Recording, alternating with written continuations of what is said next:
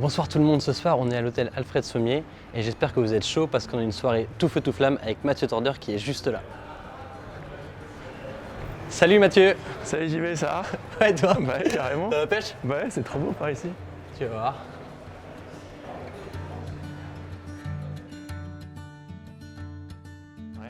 La première étape c'est ici, Ouais. et avant d'aller dehors au coin du feu, Ouais. je vais te proposer un petit cocktail, Ok. tu vas pas avoir le choix, Ok. et il s'appelle Fuego Manzana. Ok. Donc tu peux deviner un peu ce qu'il y a dedans.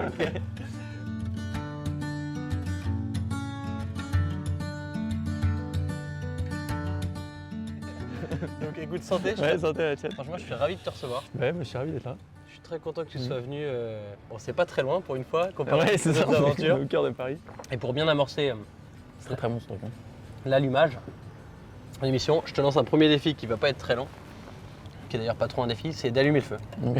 Sachant que j'ai des éléments de triche Ah ouais. qui sont ces éléments magiques. D'accord. Ça, Mhm. et voilà le feu. Et on n'a pas de papier. Et on n'a pas de papier. Ah ouais. Ah non, il n'y a pas de papier. Ah, c'est vrai? C'est le défi. Ah ouais, non. Mais il n'y a pas du papier qui est caché? Non. Ok.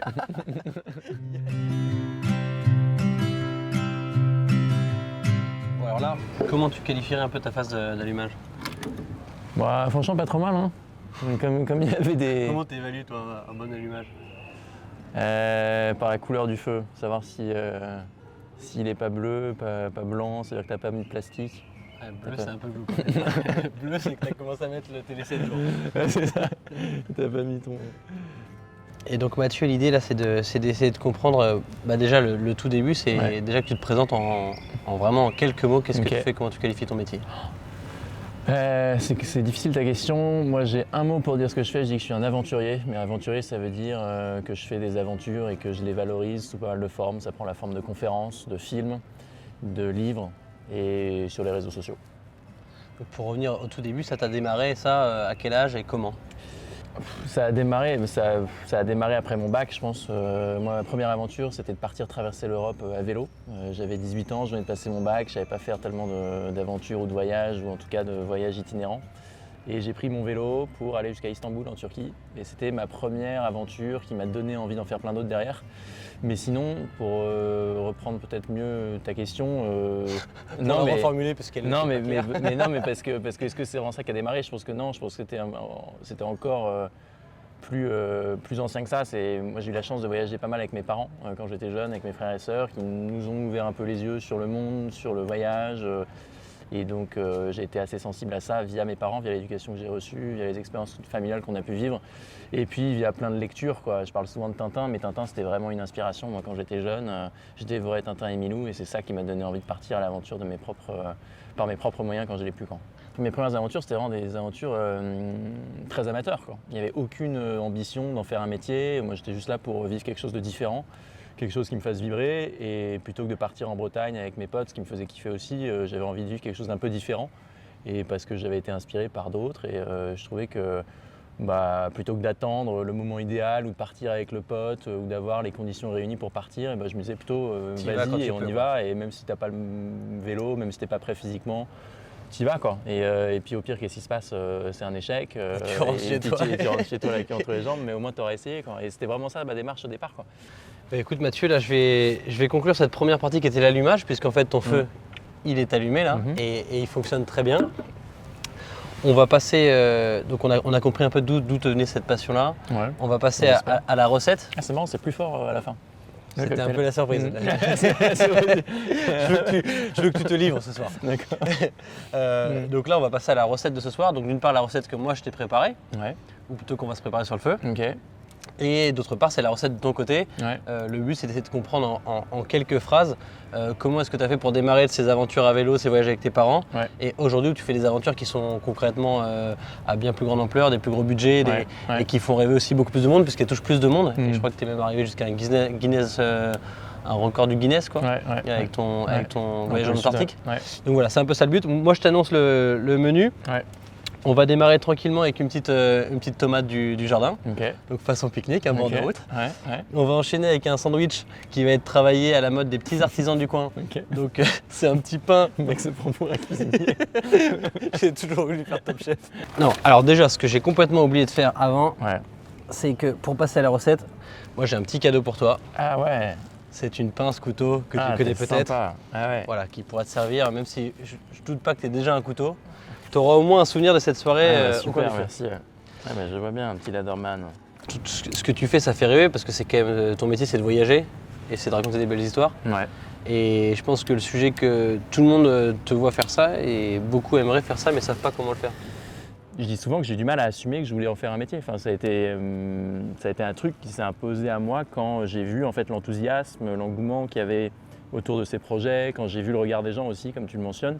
Ouais. En voyant justement que ça faisait rêver les gens, je me suis dit qu'il y avait quelque chose à faire, mais c'était pas si préparé que ça. Enfin, ouais, en fait, c'est de fil en aiguille, tu t'es rendu compte que tu avais déjà assez de matière pour aller voir à un moment d'autres sponsors et de fil en aiguille, tu as fait des gros projets. Ouais. Mais la recette, envie. je ne suis pas parti du point de départ en disant je veux être aventurier professionnel et voilà mon chemin et ma manière d'y arriver, quoi. C'est plutôt je fais, j'expérimente, je me plante, j'essaye et puis au fur et à mesure des aventures, au fur et à mesure des enseignements, au fur et à mesure des rencontres, c'est devenu quelque chose qui s'est imposé à moi, que je me suis dit ça marche, ça il faut peut-être le faire mieux et c'est devenu un métier, quoi. Mais moi j'ai quand même une question, c'est que quand j'entends ce truc-là, je vois ce que tu fais, je te suis et je vois à quel sérieux tu le fais. Ouais. Mais quelqu'un qui ne te connaît pas, qui se dit tiens il est aventurier, est-ce que c'est pas un peu gros? Est-ce que c'est pas un peu démesuré? Mais non, mais aventurier au XXIe siècle, pour moi c'est un peu être un entrepreneur. Enfin, je trouve que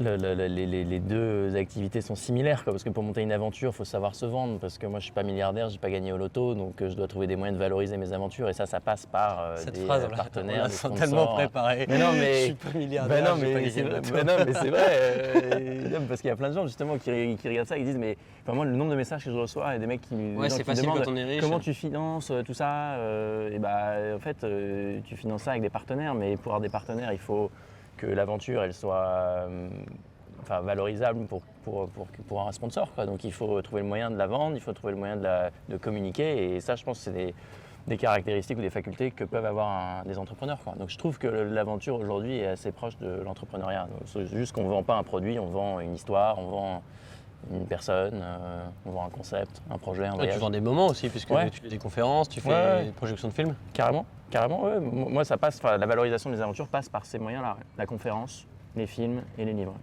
Et on arrive donc au 3e chapitre de ce dîner, qui est le chapitre sur le feu, puisque là on est en train de faire cuire notre dîner. On essaie de les faire cuire, on essaie de pas les faire brûler surtout. Et l'idée de sur le feu, c'est de comprendre un peu aujourd'hui toi, qu'est-ce que tu fais, comment est-ce que tu gagnes ta vie, parce que je crois que ça doit être une question qui doit revenir souvent, et quels sont les projets qui sont d'une part qui viennent de se terminer et que tu prépares. Non, mais moi je suis un spécialiste de rien, donc moi en fait j'ai essayé de mettre en valeur ce que je sais faire et je crois que c'est écrire et parler. Et donc en fait c'est passé d'abord par vendre des articles à des magazines, des médias. Ça c'était vraiment au tout début dans mes aventures, je vendais quelques photos et je vendais quelques articles. Ça payait un petit peu, ça remboursait au mieux le voyage, mais ça faisait pas vivre très clairement. Ouais. Et en fait après ça s'est matérialisé avec la conférence. Mais c'est quelque chose encore une fois qui m'a dépassé. Moi je suis revenu d'Antarctique en janvier 2019 et j'ai été assailli de demandes de conférences pour intervenir sur mon aventure, pour parler soit de l'environnement, soit de l'Antarctique, soit du dépassement de soi, soit de la résilience, soit de la prise de risque, toutes ces thématiques-là qui tournaient autour de mon expédition en solitaire au pôle Sud. Et en fait, moi c'est un exercice que j'aime bien et du coup que j'ai commencé à faire et je vis les conférences aujourd'hui à 95%. Non mais il y a un truc qui m'a pas mal questionné, moi, c'est pourquoi autant de personnes justement se sont raccrochées à mon aventure. Peut-être que tu peux me dire toi pourquoi tu penses. Après il y a le côté aussi, ce qui a marqué dans ton truc et ce qui fait qu'on s'accroche, c'est qu'on se dit oh là le gars il est parti pour être tout seul. Ouais, moi je pense que c'est ça. T'as un peu de. Moi je pense que c'est le côté solitaire. T'as envie d'être avec lui en fait. Ouais, moi je pense que c'est le côté solitaire qui a marqué les gens parce qu'a priori la solitude c'est un truc que tu fuis.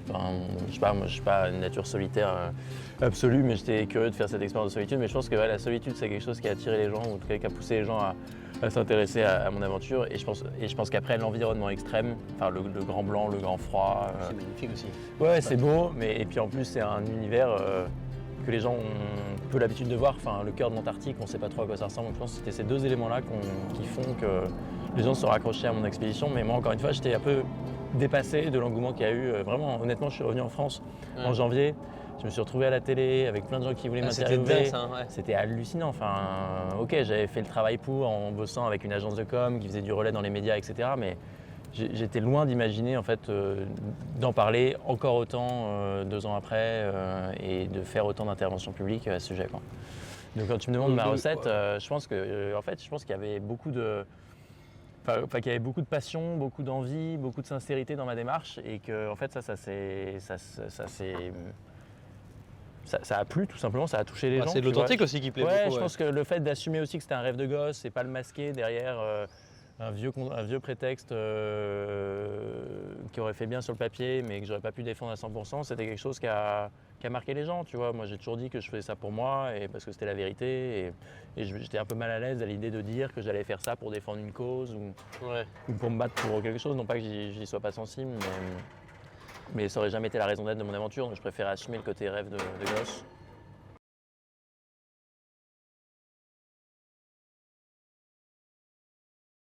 Bon là on est plus vraiment sur le feu, mais on est toujours dans tes sujets d'actualité. Ouais. Je vais te poser des questions claires cette fois, pour que tu donnes des réponses rapides. Et concises, j'essaye. Alors est-ce que tu peux me donner ta dernière grosse aventure?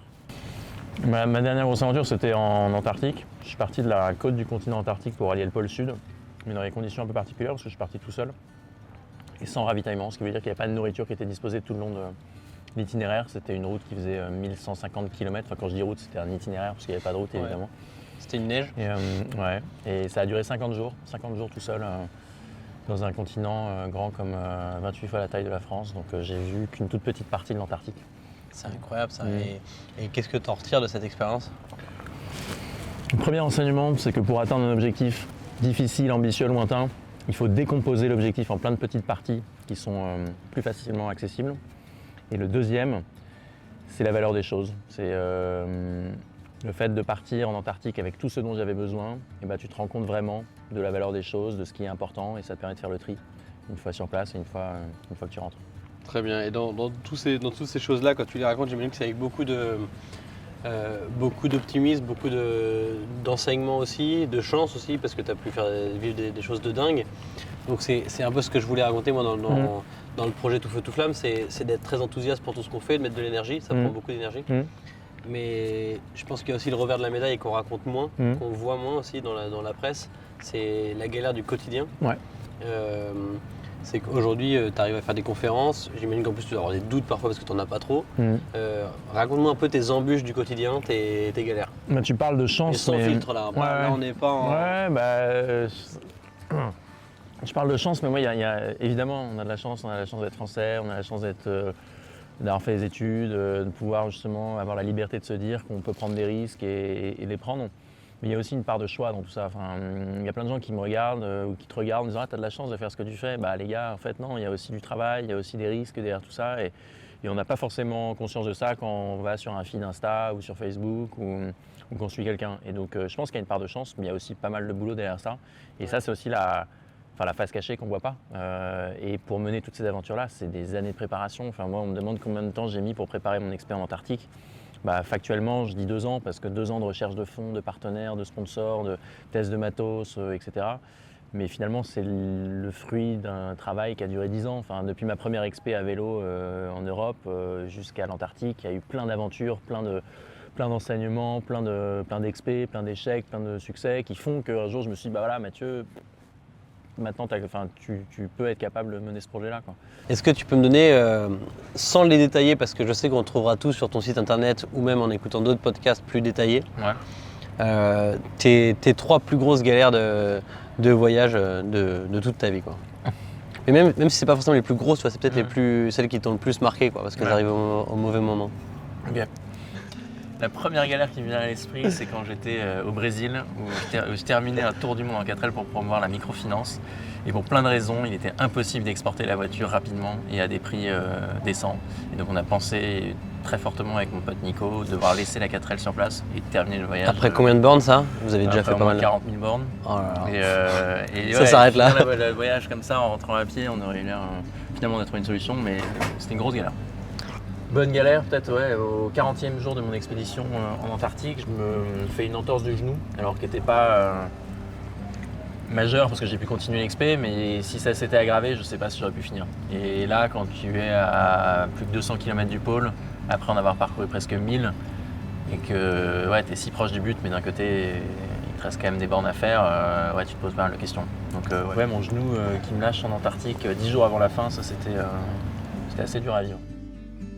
Donc on était sur la 3e embûche, mais de toute façon j'ai l'impression que tu veux pas m'en parler de la 3e embûche. Mais si, par exemple un partenaire qui foire, tu vois, typiquement on traversait le Sahara en vélo électrique pour une marque de vélo électrique et on a mal signé, on n'a pas signé le contrat et finalement financièrement on s'est pas du tout retrouvé parce qu'ils n'ont pas du tout suivi et on s'est complètement fait rouler dans la farine. Ça tu vois justement, je pense que ça intéresse des gens qui nous regardent parce que tu penses pas à ça. Tu penses galère, tu dis ouais, ça galère, ça va être d'avoir froid une nuit sous la pluie, mais non, la galère ça va être à 2 mois d'un départ d'un gros projet, de ne pas avoir bouclé le budget aussi. Ouais. Et de ne pas dormir à cause de ça aussi. Quoi. Ouais, c'est ça le plus. Enfin, souvent le plus dur c'est ça, hein, c'est de rassembler les fonds, de rassembler les partenaires et de prendre le départ. Quoi. Une fois que tu es en route, tu t'adaptes quand ça reste une aventure. Quoi. Donc tu as des plans A, des plans B et puis tu fais au mieux et ça se passe jamais comme prévu, mais c'est ça que tu vas chercher. Mais la difficulté c'est peut-être de réunir justement le budget et souvent c'est les plus grosses galères. Est-ce que pour ceux qui regardent cette vidéo et qui seraient inspirés par ton parcours, qui voudraient faire ce que tu fais, quel conseil tu donnerais? Moi je donnerais un conseil, c'est de ne pas accorder trop de temps à la préparation. C'est-à-dire que s'il y a une envie, s'il y a une motivation, s'il y a une idée, il faut y aller. Il faut essayer de se détacher un petit peu de je suis pas assez sportif, j'ai pas le temps, j'ai pas le bon matos, c'est vas-y go, vis ton truc et après, tu déroules et tu verras. Non.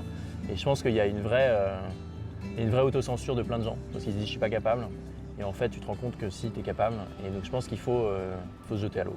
Il faut commencer et après on prend le meilleur et on jette le moins bon. Je savais pas comment provoquer de l'émotion, je me suis dit on va mettre de la fumée dans la tête des gens. Ça. En plus tu pleures vraiment.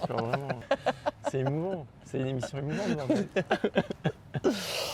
Ça, c'est la plus grande joie que je tire de cette activité, c'est le fait d'être indépendant, de faire ce que tu veux quand tu veux, de rendre de compte à personne sauf à tes partenaires et tes sponsors et surtout d'avoir la liberté d'entreprendre. Quoi. Moi, c'est vraiment ce qui me fait le plus vibrer, c'est ça. Quoi.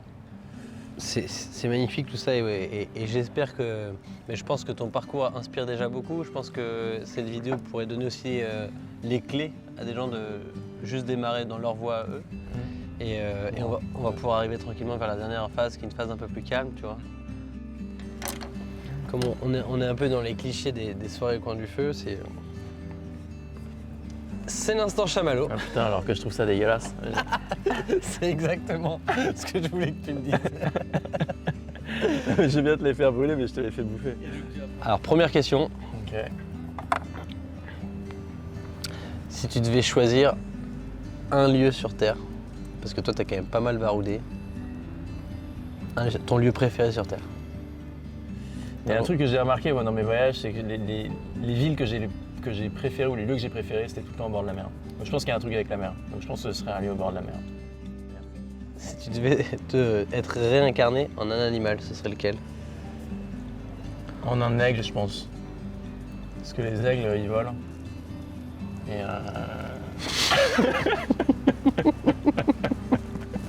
je sais pas si tu te marres parce que tu manges comme non, je me marre parce que je viens de dire une banalité superbe.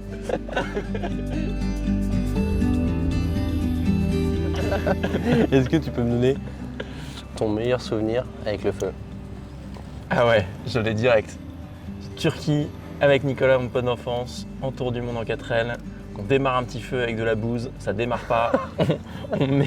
on vide un peu d'essence de notre jerrycan, de notre 4L, on allume le truc, bam, ça fait une explosion, mon gars. Mais vraiment, on était dans une petite avec de la bouse partout, on était contents. Mais non, on a ouais, n'importe quoi. On a fait vraiment un feu, mais on a mis beaucoup trop d'essence. On aurait pu se tuer. Mais c'est un bon souvenir parce que ça s'est pas mal passé. Mais ouais, quel souvenir de malade. Quoi. Ouais, bah écoute, c'est un très beau souvenir. Mathieu, je sais que tu ne mangeras pas ce chamallow. Non. Donc on va conclure là-dessus. Merci à tous d'avoir suivi ce tout premier épisode de Tout Feu Tout Flamme avec Mathieu Tordeur que vous pouvez retrouver sur le site MathieuTorder.com. Ouais, c'est facile. Et en tapant son nom sur tous les sites de rencontres. Bonne soirée.